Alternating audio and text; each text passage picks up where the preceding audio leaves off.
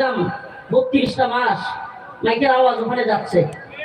তো আমরা জানি যে দিন শেষে দিনের জন্য জুলুমের শিকার হলে পাশে কেউ থাকে না, এটা আমরা জানি। অতএব আপনাদের এই আয়োজন, আপনাদের এই জজবা কিংবা আপনাদের এই অমুক হুজুর আসছে, অমুক হুজুরের আগমন, এটা যদি আল্লাহর জন্য হয় তাইলে আলহামদুলিল্লাহ, আর যদি ব্যক্তির জন্য হয় ফায়দা নাই, এটা মনে রাখবেন।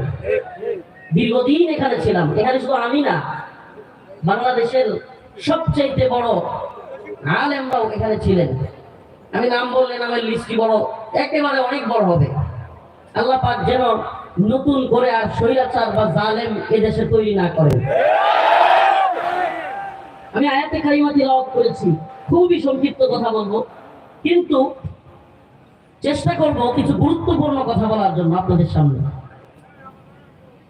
উচিত তো অনেক কথা বলা, সোয়েটার ফ্যাক্টরি, গার্মেন্টস ফ্যাক্টরি, এই সব জায়গায় কি কি সমস্যা এবং তার করণীয় কি, এসব নিয়ে কথা বলা উচিত, কিন্তু এগুলো নিয়ে কথা বলবার সময় নেই।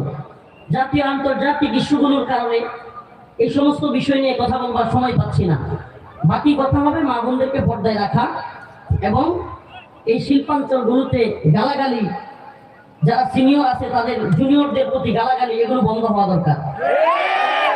এবং মা বোনদের অবাধে চলাচল এবং অবাধে আল্লাহ মাফ করুক যৌন মিলন এবং বিবাহ বহির্ভূত সম্পর্ক, এগুলো বন্ধ হওয়া উচিত। এই দুইটা কথা খুলাসা মুখতাসার কথা বললাম। এই সমস্যাগুলো বেশি শিল্পাঞ্চল